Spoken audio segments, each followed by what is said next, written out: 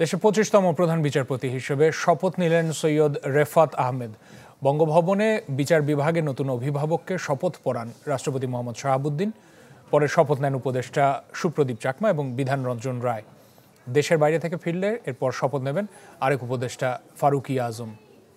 সবার জন্যই ভালো চপস্টিক ইনস্ট্যান্ট নুডলস, দারুণ স্বাদে সবার জন্য। বৈষম্য বিরোধী ছাত্র আন্দোলনের বিক্ষোভের মুখে শনিবার প্রধান বিচারপতির পদ থেকে পদত্যাগ করেন ওবায়দুল হাসান। নতুন প্রধান বিচারপতি হিসেবে নিয়োগ পান সৈয়দ রেফাত আহমেদ।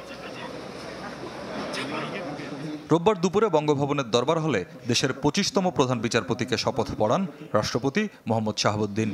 আমি আইন অনুযায়ী ও বিশ্বস্ততার সহিত আমার পদের কর্তব্য পালন করিব।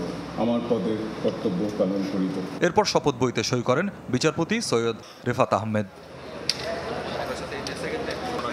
বিচার বিভাগের নতুন অভিভাবককে স্বাগত জানান রাষ্ট্রপতি এবং অন্তর্বর্তীকালীন সরকারের প্রধান উপদেষ্টা ডক্টর মোহাম্মদ ইউনুস।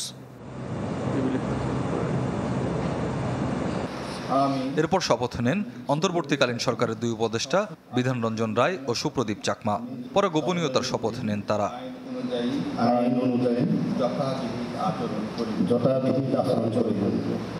শপথ অনুষ্ঠান শেষে বৈষম্য বিরোধী ছাত্র আন্দোলনের সমন্বয়করা প্রত্যাশা জানান বিচার বিভাগকে আস্থার জায়গায় ফিরিয়ে আনবেন নতুন প্রধান বিচারপতি। তার প্রতি পুরো দেশের মানুষ তাকিয়ে রয়েছে, কারণ বিচার বিভাগের প্রতি যে অনাস্থাটি তৈরি হয়েছে সেটি অবশ্যই ফিরে আনতে হবে।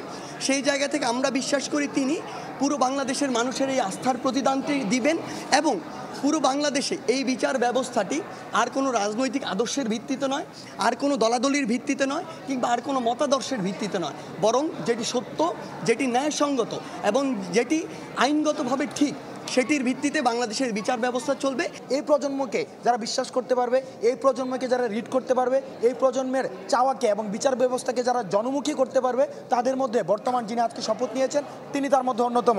আমাদের কথা অনুযায়ী, আমাদের দাবি অনুযায়ী, যেহেতু তাকে আজকে শপথ পাঠ করানো হয়েছে, প্রধান বিচারপতি হিসেবে নিয়োগ দেওয়া হয়েছে, ছাত্র নাগরিকের পক্ষ থেকে আমরা এই অন্তর্বর্তীকালীন সরকারকে আমরা ধন্যবাদ জানাই। সুপ্রদীপ চাকমা পার্বত্য চট্টগ্রাম বিষয়ক মন্ত্রণালয় এবং বিধান রঞ্জন রায় প্রাথমিক ও গণশিক্ষা মন্ত্রণালয়ের উপদেষ্টার দায়িত্ব পেয়েছেন। স্বপ্নিল শাহরিয়ার শিশির, চ্যানেল 24, ঢাকা।